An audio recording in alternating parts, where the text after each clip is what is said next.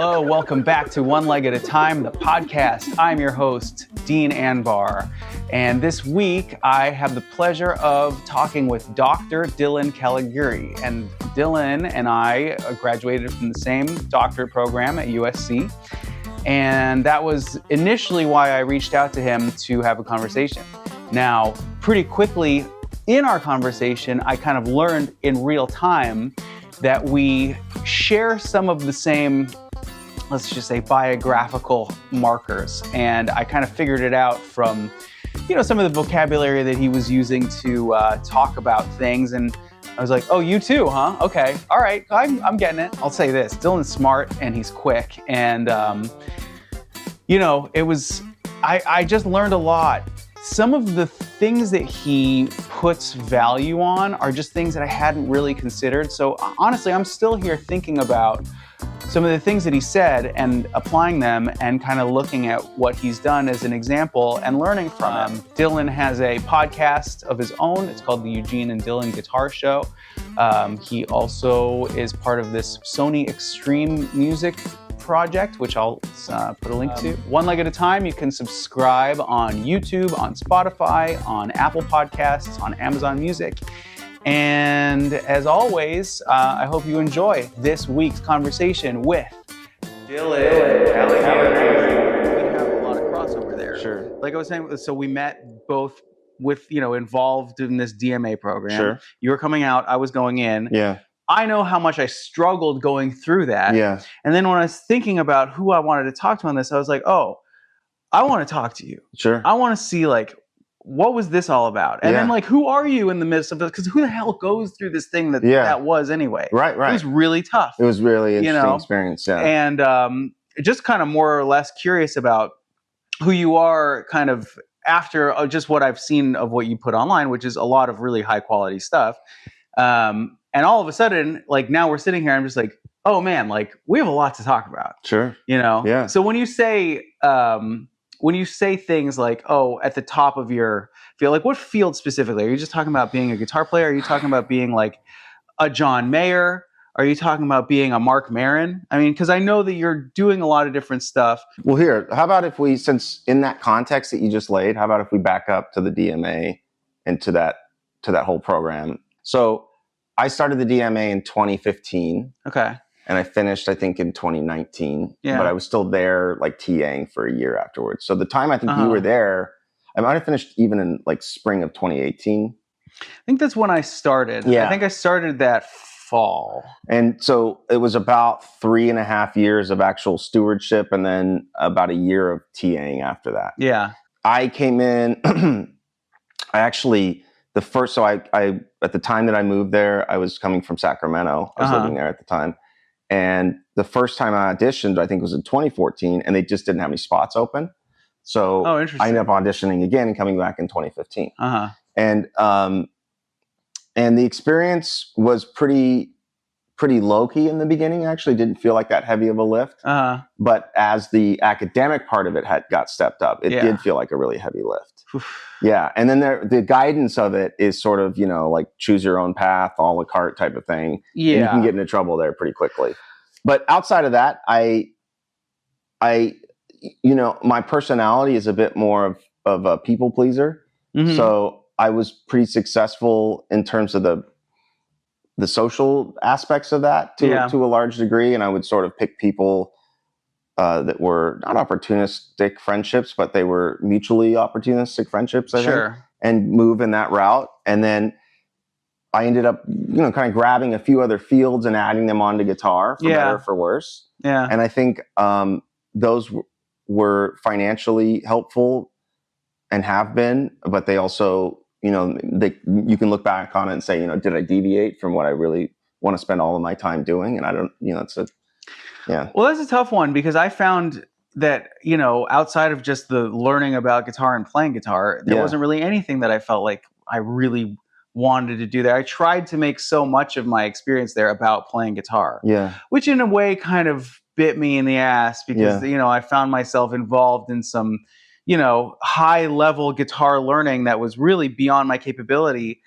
And I was just not but I wanted it to be as good as possible. That's what you come for, though, right? Like you want to come and sort of eat shit a little bit. Yeah. I know, but I struggled. I struggled with that because my standards for myself are really high, and I knew that I wasn't achieving at that level that is the highest there is. Yeah. And I really would beat myself up about that. Yeah. And things just never felt ready, and I never wanted to do whatever the recitals were. Yeah. I was really never satisfied with my work output there because I felt like it could always be better. That probably would never go away. Yeah. Yeah. I mean, in anything where you're pursuing it as you and not as another entity.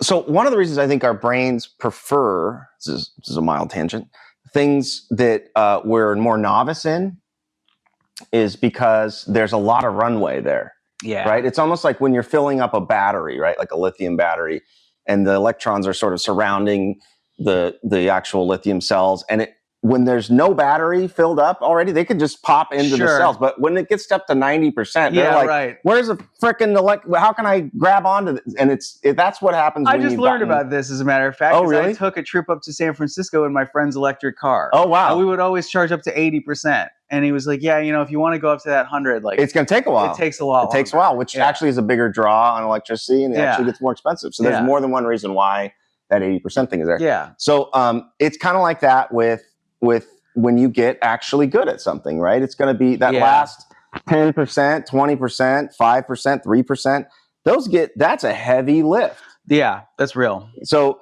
when you're sort of even a novice or an intermediate at something, there's a ton of runway. You make progress really fast, and that's dopaminergic. That's motivational. That's just inertia, right? And as we get to these things we're really good at, there's just a lot less intrinsic motivation, because the perception is that we're not making as much runway as we would. And I think that's something that objectivity can only, sometimes a third person would have to come in and say, here's why this is happening. And so what you'll have to do is intrinsically reward yourself more for the smaller wins, because all the wins will be smaller now. Yeah. And so this is the law of exponentialism at play. And I think that's where our brains fail miserably in all aspects of society at this point. In looking at politics and looking at, we're not good with statistics. Like, we're not good at understanding statistics in an objective way. Yeah. We're not good at, even no matter how smart we are in terms of smart, like no matter how educated we are, when we have bias, all that inability to really understand statistics on an exponential scale disappears again. Sure. And we go, fuck them, they're wrong. This is still the right thing to do, even though the numbers don't point that way. Yeah. Or we search out data sets that do. And that's the thing we've learned the most about statistics in the last 10 years. Is like, you can find data sets to support any argument. Well, that is absolutely true. Yeah. And, you just talk to anybody who believes anything. Yeah. And they'll have found data sets, things to back up what they believe in. And there's where alternative facts came from, basically. I mean, in that way. Yeah. I've come to a much more neutral place when I talk to people about anything that they believe in, just because I can always, I can understand why you feel the way that you feel about it, and it doesn't make you smart or dumb. It's just like everything in your life that you've ever believed in or experienced has led you to where you're at now in terms of what you believe in or experience. That's now. exactly. Doesn't make you a bad person, doesn't change anything about anything. Yeah. I mean, it's not a holistic referendum on who you are. Your beliefs are so malleable. It bums me out when people treat it like that. Yeah. Because But that's our tendency, though. Our tendency is to. The extremism, on either way, people don't want moderate, perspectives. It's not trendy. No. And it makes it so hard to operate, because it's just like the level of rage is so high constantly. Well, that's the same polarity we're talking about, though, right? So when you have that last 10% to do, when you're near homeostatic midline or moderation on any sort of, whether it be a philosophy or a political belief or a personal belief about oneself, that homeostatic midline has very low variance in either direction. So if you move like a few degrees to the left or right of that, you're not really going to feel all that intrinsically motivated or dopaminergically motivated by it. Right, that's true. But if you're way out on an extreme, you always feel motivated, because the world is a fucked place. Sure. And that's really what we're looking for. You're addicted to the feeling of it. I've really never made the connection between how I might feel about myself in the political sense or in a social sense and how I feel about myself in an artistic sense. As I've kind of like found serenity, you know, and I, in a lot of ways, like I crave the middle. Like, you know, what I notice is, I don't get those spikes. I don't get those, like, I'm not super pumped about anything. I still do beat myself up a lot, but I'm working on that too. And I can see how it really is just the flip side of that same It really is. It's like, would your life really be better if all those things happen? It's like, no, because my perception wouldn't have changed. And so the part I had control over, because when you said something earlier that's a really good point, dude. When you were talking about people's belief systems, and you said, I don't know what forged you into the sword of belief that you're waving at my head right now. Right? Okay. I think of that in no unsimilar terms to like a tree that would grow near a fence line versus one that grew under perfect conditions in the middle of a field where it's completely unobfuscated by anything. Right. So if you have these sort of like psychosocial or emotional or physical or genetic things pushing on you, you're going to grow in a different way than the one that had virtually no impediments. And the outcome of that is you're going to be on the fringe a little bit, and you're going to be sort of marginalized in a sense. And so if that ends up happening and someone lives the results of that, I don't necessarily see that as their choice as much as I see that as the outcome of where they. We're shaped by forces that are bigger than our, than we even are aware of. As difficult as that is to accept. But it's true. And that's why I don't hold things against people in that way. But I do notice, I try not to, but I also notice the radicalism and the militantism, and I think that people get off on it. It's infectious. Absolutely. And that can be fun in and of itself. Well, I think, when I don't have a lot of competency in something, there's a name for this too. It's called Dunning-Kruger effect. I've heard of it. It's like when you have exposure to something, your confidence level goes way up. Right. And then as you learn more about it, it comes way back down. Yeah, exactly. And you go, oh my God, I have no idea. That kind of inverse proportionality. Exactly. So I think when we're learning things, it's really easy, especially if we're kind of unconscious about this concept, to forge ourselves into a militant kind of belief system, and to sort of. And you could apply this to guitar and like jazz guitar, like the jazz guitar Nazis. Well, I mean, I was thinking about it, when I first started, demonstrating any aptitude at the guitar, I thought I was incredible. I really could barely manage to actually play a proper pentatonic scale. Right. But I would do it over and over again, and I believed that what I was Mother playing, of God. I was like, this is gold. There's nothing I can't do. And then you meet people and go, sweet Jesus, I am not gonna make. So going back to the college, that was all a huge clip. It was, first of all, it's a bit of a red pill situation to decide to go to a school like that. Leave wherever you are, take the super risk that's both a financial risk and an interpersonal risk. And then I don't think anyone realizes how much skin you're going to leave on the table when you do that, because you're going to leave it, and you're going to leave a big chunk of your just your physical and mental health behind with it, because it's going to take an unproportional amount of energy and focus that's very difficult that supersedes what you need as a person to finish that. I don't think that like you were saying before, I got warnings. I didn't heed them. Right. How can you know? Well, and it's egoic too. Let's face it. I mean, I did it because I wanted to do it at all costs. I think. I wonder about that, because I can't say that it was really. It just kind of it came to me at a time when it was kind of the right opportunity. But I wasn't ever really that thrilled about getting a doctorate, and I really could never figure out what I was going to do with a doctorate. I mean, that's the question, right? That is a question. So why did you want it? I wanted it because my parents, like my dad before he died, was a teacher. My mom was a teacher. My grandparents were teachers. And it was kind of a natural path, I think, Yeah. to want to do that. Yeah. I would say also that I was living up in that area and in the Bay Area and working and gigging and kind of realized like, man, there's not a whole lot more I can do here.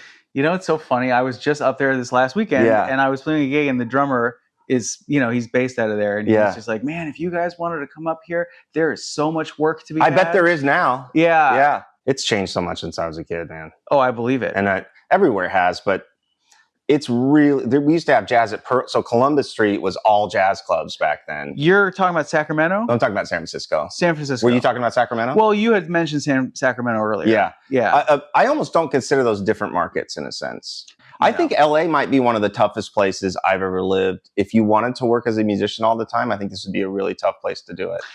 I think that you're right. Yeah. I think it's very saturated. Yeah. I don't think that in and of itself is a bad thing. No. I think one of the things that makes it so hard, at least the experience that I've had here, is just like, it's just so spread out. It's too spread out. You know? It's just getting places is what makes it so hard. Getting places and being in the right place at the right time. Yep. I mean, literally just the population density of, you know, a city like San Francisco or New York, you're going to rub shoulders with people whether you like it or not. Yeah. Here, you know, you spend so much time in an isolated state of travel. Yeah. That like, well, I used to meet people on the subway just from holding a guitar.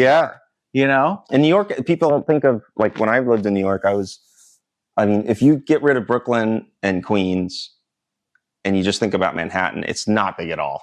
I mean, it's not like it's not like it's tiny or anything, but I mean, you can. I don't think that's exactly a hot take either. I mean, no, it's like, we know it's way smaller than, and whereas this is like Manhattan would fit in downtown. Yeah, you know what I mean. So, New York is just one of those deals where you're going to see a lot, and there's also not an endless number of clubs. And the scene, everybody kind of does know each other in the scene in large part. You know? Except for the kids that are coming in and out all the time. No, but that's true here too. Yeah. Seeing like the younger generations. They're coming in, they're graduating from Berkeley, graduating from MSM. Right. And like, you know, they're coming in and they're and some of them are going out and going on to do big, huge things. And some of them are like going back home.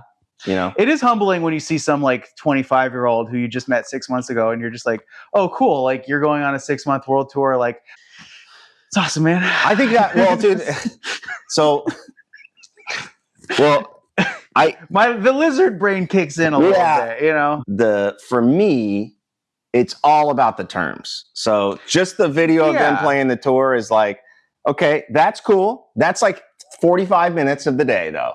And, and the rest of the day is like, did I get my own room? Like, because my tendency on tour would be to just go somewhere and then try to do the same things I would do here in a day. Sure. And build the life I have here. Yeah. In wherever the fuck I am. I get that. And it would sort of be like, it got really hard to sort of have any stability. And then also, you have to make that your priority. Dude. Because when I'm on the road, it's where am I going to work out? What am I going to eat? Yep. And that kind of is a day, you know, and it takes effort. Well, when did you live in New York? 2006. Okay. So just before me. Yeah. Just for a year? Just under a year, actually. Oh, wow. Yeah. And I was working, I just come back from working on like with a guest artist going from cruise ship to cruise ship for like a very long time. Okay. And, and I talked to the woman that was working as our agent and I asked her and some other people, like, what could I do besides this? Mm-hmm. You know, or at least, and I framed it as like, what could I do for a while instead of this? But I was really thinking like, get me the fuck out of here. Yeah, right. Move to New York, kid. Also, I was drinking too much. Like the boats are just a really easy place to. I've heard that. To drink too much, man. You know where else is a fun place to drink too much is New York City. New York City. You know? If you're trying to escape any patterns. Because that's literally what everybody does there. Yeah. Like, I mean, just about, man. And the nightlife thing in New York is like, people don't get up until 4. Oh my God. In the afternoon, and they're up till like 6 every morning. And, you know, it was like, dude, this is a really unhealthy lifestyle. It doesn't have to be, but I know that when I lived there, it was. Yeah. And there's people like, I look at like Mark Ferber or somebody like that, or people who are not as big of a name as like maybe some of the more household modern jazz names, but they're working, they're coming out here on a regular basis to do stuff, and they're healthy.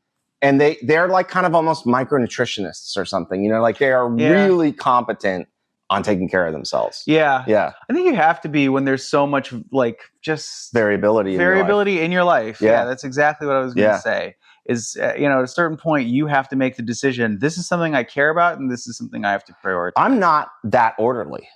Like, so one of my personality traits is not being massively orderly. So, which is good because it helps me write music for Sony and do stuff like that. The writing part's easy. Like the finishing it and getting it in is harder, but you know. Yeah, well, that's always the case. Yeah. And that's where like I've had to teach myself like this is how you set goals, and you have to figure, you know, you have to stick to them. Yeah, pick the ones you're going to do and then do those ones, because if you don't, you're just not going to do any of them, basically. Yeah, absolutely. I can get, you know, and then because we also freelance, it's like I can just let some obligation that comes up, like just totally, you know, but it is like, it's a reprogramming, and I'm like kind of actively in that right now. Yeah. And it's been cool. And I think the things that sort of form milestones when I look back in time, there's a few gigs that do, like a few single gigs, but most of them are like recordings.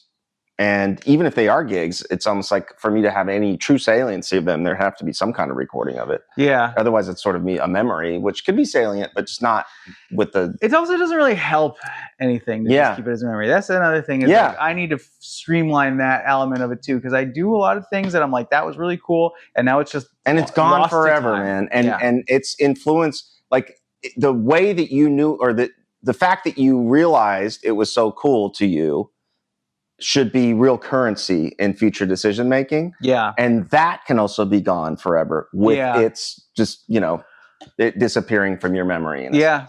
And what I would posit here is that this personality type, if we could call it that, not as orderly but higher in other categories, memories are indexed differently. Because it's sort of like what bombards your thinking every day. And for me, you know, I would say what bombards my thinking every day is sort of like all the things I need to do, and all the things I don't want to happen, and all the things I do want to have happen. You know what I mean? And what doesn't bombard my thinking every day is like all the joy or self-gratification or communal gratification I got from these experiences. That's true. What I'm curious about for myself is knowing this about myself, which is I'm you know, agreeing with you that that's kind of how I am as well. Yeah. Like, how do you not just implode? I think the biggest thing, man, for me is if I limit the people I'm working with and the groups I'm working with and the organizations I'm working with to less than everyone. And really start to narrow it down and try to build like these more significant relationships. One, because I think I can make a lot of traction that way. And two, because it's more indicative of how human life would have been throughout all the other ages of human existence other than this one. Yeah. So do you actively think about that though when you think about yourself? I do. Really? I'm like, I'm not going to take that gig. I say no to a lot of gigs. Yeah. Yeah. And I purposefully try to stick to the ones, except for this weekend, that are regular things. And so if I was going to take like just a random whatever gig, it would be like I'd have to really, really want to do that. And most of the time, I don't really, really want to do it. I just feel like I can't say no.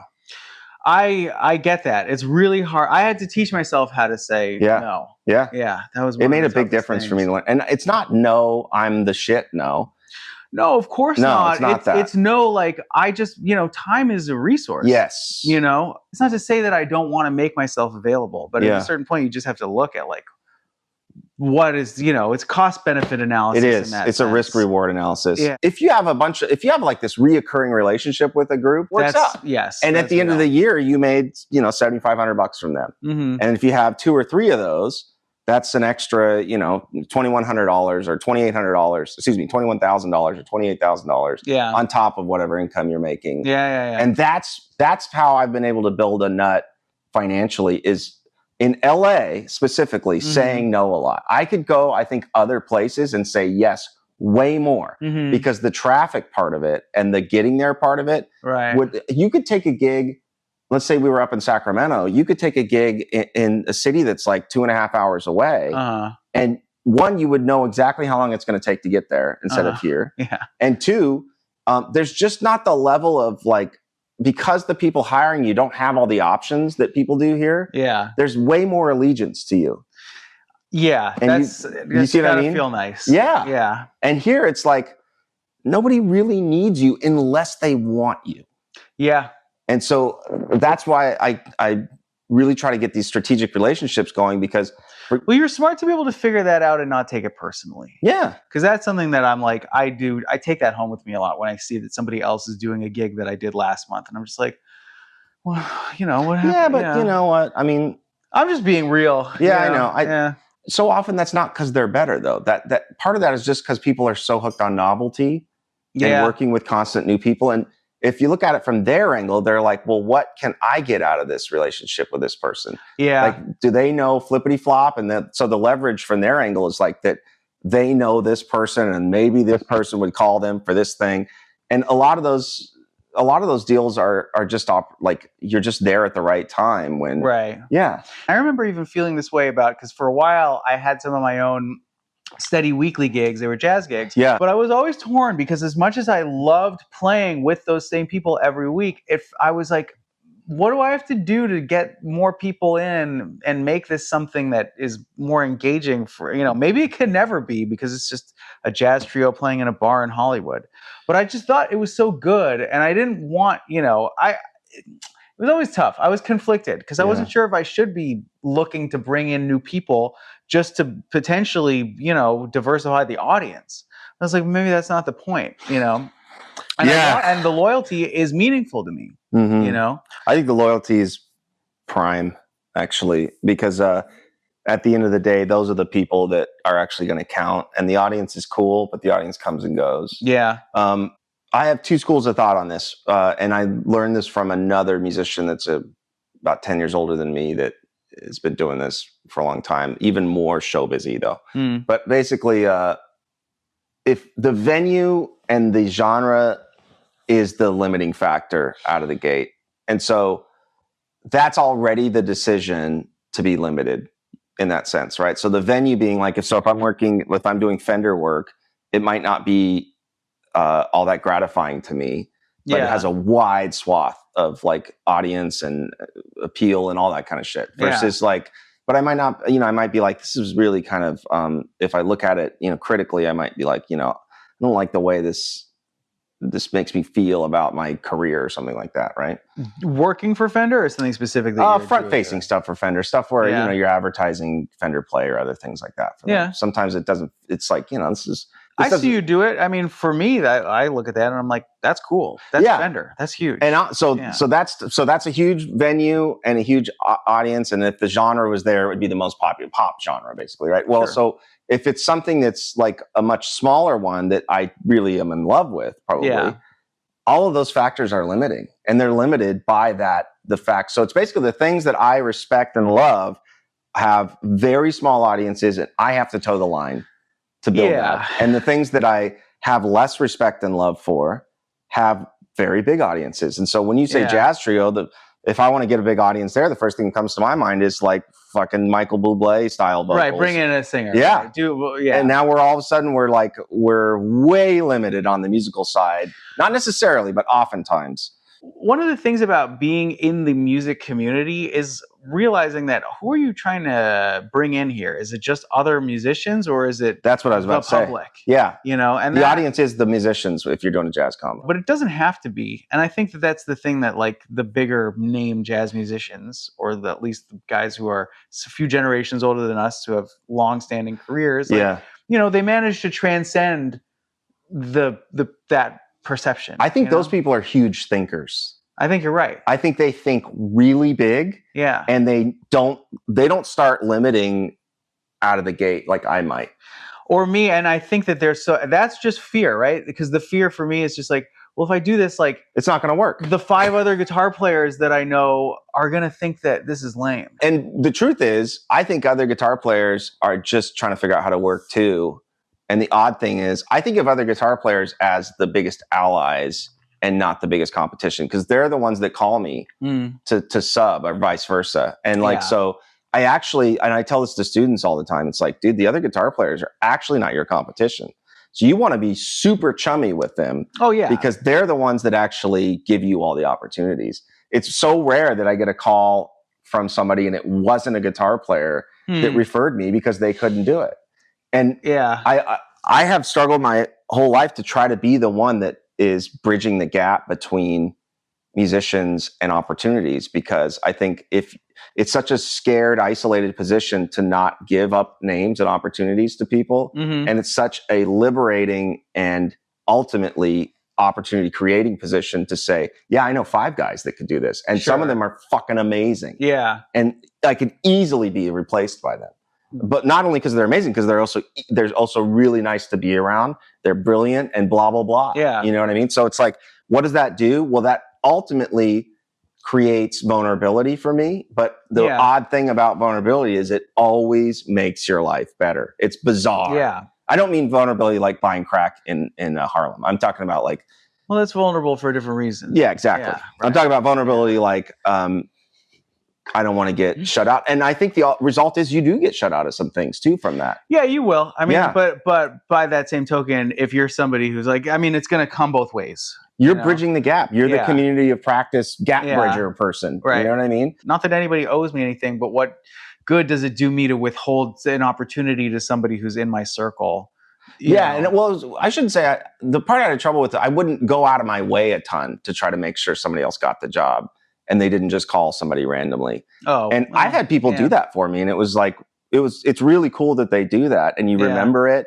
And those are the things that I think make bigger differences, is just the chumminess that you have with everybody else. You know what I mean? Yeah. And I would say when we're talking about these guitarists we're talking about, they're super chummy with a ton of people all over the place. Totally.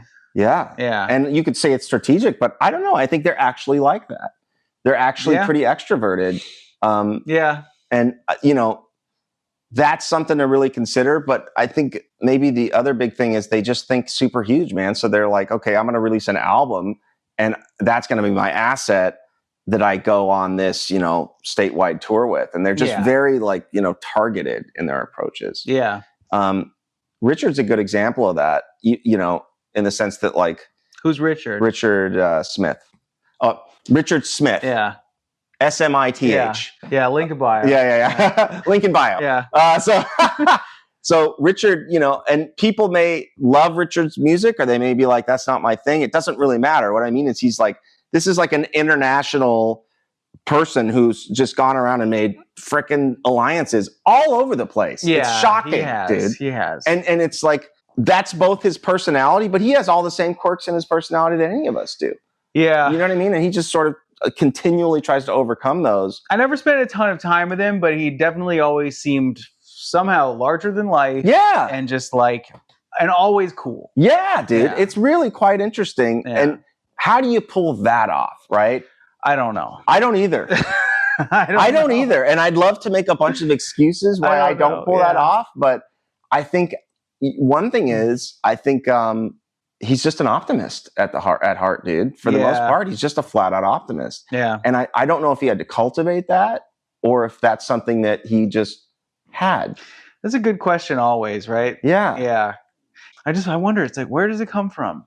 Sometimes I wonder if I should be doing something differently or whatever, but also what even is the point of that, Well, I also think, we would be surprised if Richard was sitting here with us. I think Richard would downplay a lot of the amazing things that he's done, and not to a fault, but I'm saying, I think he would say, well, you're getting to play the music that you love. Mm-hmm. And he might not always be getting to do that. Sometimes he's doing things. Sure. And so also, he's spending maybe more time developing and networking and doing things and thinking sort of strategically, which is not always as soul gratifying as other parts of it. No, but it's a skill. Yeah, and it is a skill. The older that I get, the more I'm realizing just how much that is also worthy of my time and attention, is to focus on the things that I don't really love to do. Yeah. Or that don't really come easily to me. And you might even like them more the more you do them, I think that's usually the case with anything, and I think it kind of, in a way, is reflective of a Dunning-Kruger curve. Yeah. In that sense of like, at first, I'm telling myself I don't like it because I don't really know anything about it. Yeah.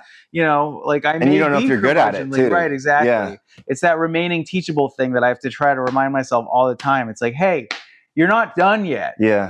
Like you still can evolve. You still can be molded, and like you can still adapt and learn new things that'll help you. Where some block is on that, if anybody's ever hyper over consumed anything before and had consequences for it that they didn't expect, or even prolonged, what can happen is you can sort of lose faith in yourself. And some of that is a neural pathway that never goes away. And that same sort of brokenness is the reason why that hyperconsumption went to that point, and it's the reason why it's I think that's the thing that everybody has to overcome that's ever had that experience is like believing in yourself. You know what I mean? To the extent that you just give yourself the benefit of the doubt, and that you sort of write off your losses quicker, and all these things that can be limiting.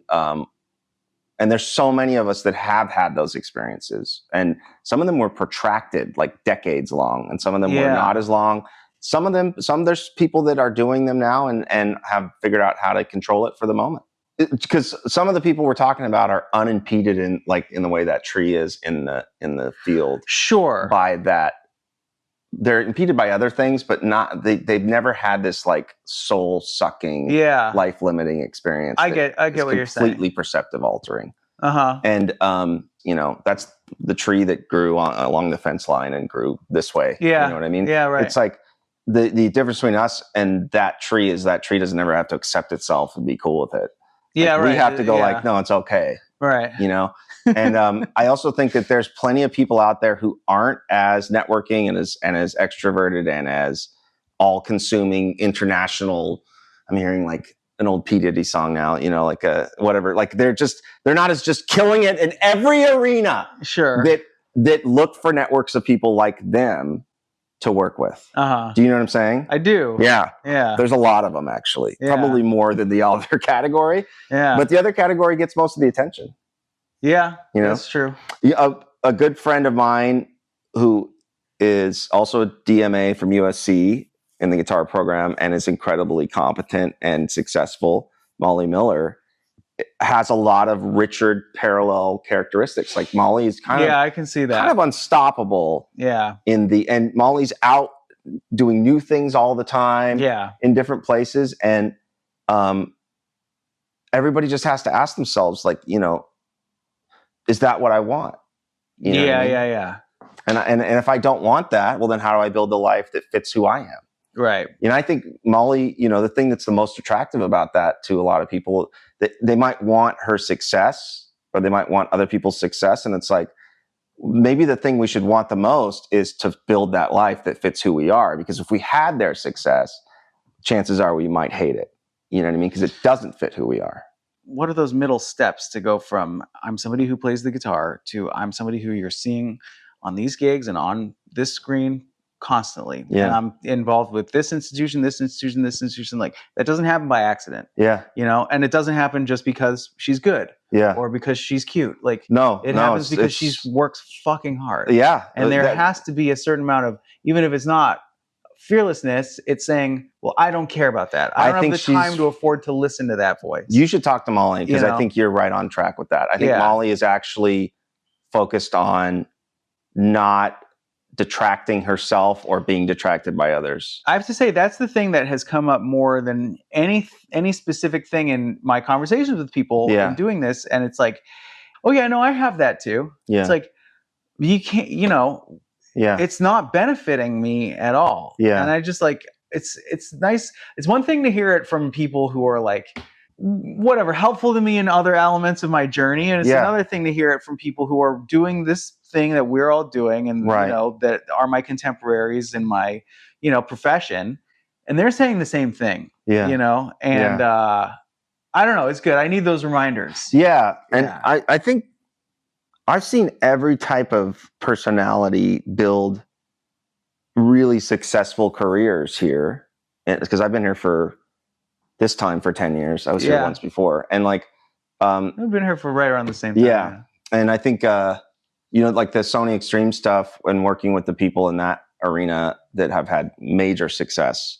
These people are so tall in their area that they just kind of never looked back and didn't question what they were doing. Yeah. And I think they would tell us, like, look, for every one of me, there's like 9 others that didn't get as tall. Right. Yet also did not look back or question what they were doing. Mm-hmm. So some of this is just flat out gamble, right? And like, it's not proportional to our goal setting or our work ethic or any of that. It's proportional to all these other factors that have nothing to do with us directly. Yeah. You know what I mean? Other than being positioned at the right place at the right time, which we could argue that, we got ourselves there. I just don't know how much free will has to do with all of this. You know what I mean? It's a good question. Yeah. Yeah. Well, I guess we'll never really know. Yeah. Yeah. Yeah. Well, I mean, maybe after we're dead. Yeah, that's what I'm thinking. Yeah. But dude, see you there. I also think, for anybody that has to kind of fight to live at some point in their life, like, so people that have survived cancer or people that have survived a life-injuring, addiction, or they're all kind of the same category. They're disordered or diseased. Those people have all the more need to find meaning and joy in their lives, because that's what the gift of that injury was. Yeah. Is to be seeking that out. And so it was a glimpse into, like, what should you be doing? You should be looking for meaning, assigning it. Right. Because it's not under a park bench somewhere. Going back to the full circle. So if we were non-exponential in our thinking, or we could posit exponential thinking well, we would realize that kid that wanted us to achieve some measure of success in the musical field would be pleasantly just surprised, shocked, and mesmerized by the success that you've had. Yeah, look at where we are. But notice we no longer have that perception or that vantage point, and we don't even give it any time of day. And so it's a never-ending marker that we're always going to be behind. Sure. I don't think that's probably any different for the people that we've named that have achieved a measure of success that I think is very admirable. Yeah, absolutely. That's the driving force behind them, I think, is that they're like, no, this isn't it. Right. Gotta keep going. Yeah. Just to answer your question, I think when you talk about, what keeps you sane, I think it's balancing desire with complacency, desire and fear as motivators, with sort of like, with a Confucius style of just not trying to do anything new. Can you put that in practical terms? Is there anything specific that you do to get you there? Because I mean, I'm with you. Yeah. But like, how do you do it? Yeah, I think listening to my body is probably one of the best ways. So only because you can't not listen to it as you get older, like it starts to scream at you. Yeah. You get forced. Yeah. So but listening to it earlier, so I don't have to pay so hard on the back end, and saying, all right, dude, you're fucking tired. Yeah, Dylan. And so like you just need to like set your goal aside for a minute. If we were looking at this from like a neurology or a neuroscience angle, it would be like changing states is the definition of a healthy nervous system. Do you read a lot or listen to a lot of like neuroscience-y or biohacking-y stuff? I studied some of this at USC, actually. You did? Yeah. Okay. So, and cool. I did some bioscience stuff prior to USC. Interesting. Yeah. So just for fun, or just I was really drawn to it. Interesting. Yeah, found it really interesting, and probably as self-curative reasons, but also because I just wanted to try to understand more. Yeah. Okay. And one of the ways I know I'm really out of whack is like, can I not go to sleep even if I'm tired and wired? You know what I mean? Yeah. Or do I have a lot of trouble getting up in the morning, even though I have a lot of exciting things to do or not? And it's like, if those kind of basic things are there, that tells me, well, you're just wildly unbalanced. And so I guess it's this sort of like inventory, if you will, of your life and saying, where is my physical health and where's my body screaming at me that my mind won't allow it to acquiesce. Okay. That's probably the best way I have. That's a completely I feel like my body is an objective third party to my brain in a way. Yeah. Because I'm so brain driven. I think I believe that it is for everyone. I think that different people kind of get to that point in different ways. Yeah. And I think that different people just, they'll either embrace it or ignore it. Well, have you spent time like in Southeast Asia before?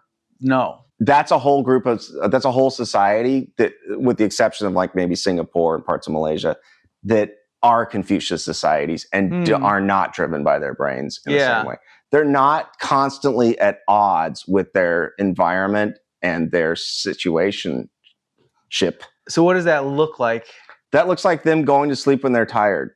And waking up when they're and basically like never working out to the point of injury or never all the things that we're talking about that are Western driven, like, fast food lifestyle type of things, if you will, derivatives of that. Like they're just what they end up doing is they end up what would look like on paper, it's like, well, you're not achieving as much and you're not making as much of a mark on the planet as the you that is you.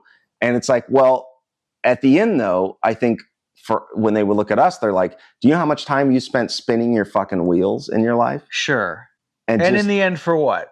You'll be in the ground just as much as anyone. And if you decided that you did good stuff, but I don't think they even necessarily look at things like, was that good or bad? It's like a lot of things just are to them. Sure. And the reason that they've arrived largely at that was the Confucius aspect of it. So like the ideological sort of Taoism roots of that, but also because of tragedy, because of limiting factors in their lives, because of poverty, tragedy, governmental like all of these just kind of what we would consider like, this is horrible, actually put the bumper guards for them to just accept life.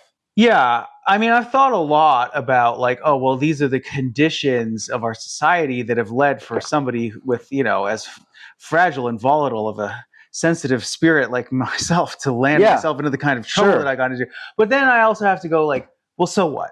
This is where I'm at, and like I can still operate in this construct and do okay. Yeah. Because I don't know if I'm ready to go to Southeast Asia as much as I value Taoism, Buddhism, Confucianism. And I've gotten at different times in my life, I've gotten to have to, sit down with it and go, that is better. It's not your story either, though. It's not. You were born here. Right. I was born here. Thank you. With this life. Yeah. And so like your story is not accepting the feudal system that they have to accept and overcome. Your story is overcoming this system. Right. And figuring out how to navigate and regulate in this system. Just to kind of like go, well, I've had to put in work, and like just to get grateful for the just to stay alive, man. It's like, this is good. Yeah, it is Things good. Are good. And I think that this too shall pass thing is like really a significant factor, because if you look back on some of the absolute darkest moments in your life where you're like, if this continues, I can't go on. Yeah. But the crazy thing about not being able to go on is it's like, it's never the moment you're in that you can't tolerate. It's the next moment, or the idea that it would never stop. It's and nothing never stops. The idea of it more than anything. But nothing never stops. It's always going to change. So it's like, it's just about getting through the moment of undesirability, not about tolerating a lifetime of it. The biggest, the TLDR of all that is like, it's not what you've done or what you're going to do or what has happened. It's what you're doing now. You know what I mean? And it's like, and that's what's helping you. Yeah.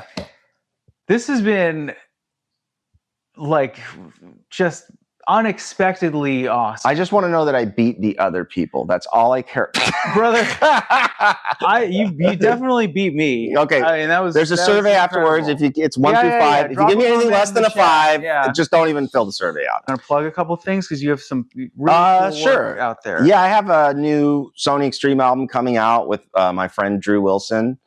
That's coming out in about a month. And then other than that, you can join me every Sunday at on 82nd and Hoover at Life of Faith or at the Word Center in Carson at 12:30 and 11 o'clock respectively. and some Michael Jackson tributes with the actual Michael Jackson guy coming up, which are great. But other than that, nothing that's acute I can think of. Okay. You have a podcast, right? Oh, yeah. Sorry about that. So me and my friend Eugene Edwards have a podcast that we did take a hiatus on after 5 years, but we're back. It's on Wednesdays at 5:00 Pacific Standard Time. Do you stream it live? We do. Oh, from that room right there. Oh, nice. We used to do it at the Fender studio, but they moved the studio. So okay. We started doing it here. Yeah. Yeah, it's a cool. I saw some clips and it looked awesome. Yeah. Nice, Bill. Man, thanks for taking the time. Yeah, absolutely. I have learned a lot. Oh, me too. Yeah. Did you eat already? Sorry about it.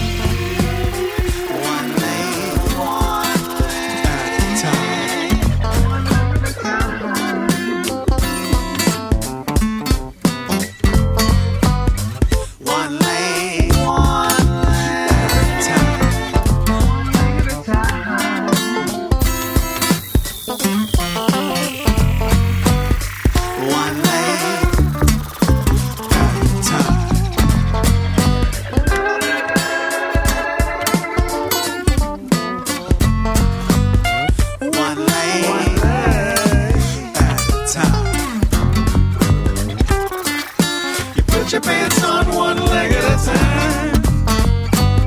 One leg at a time. One leg. Put your pants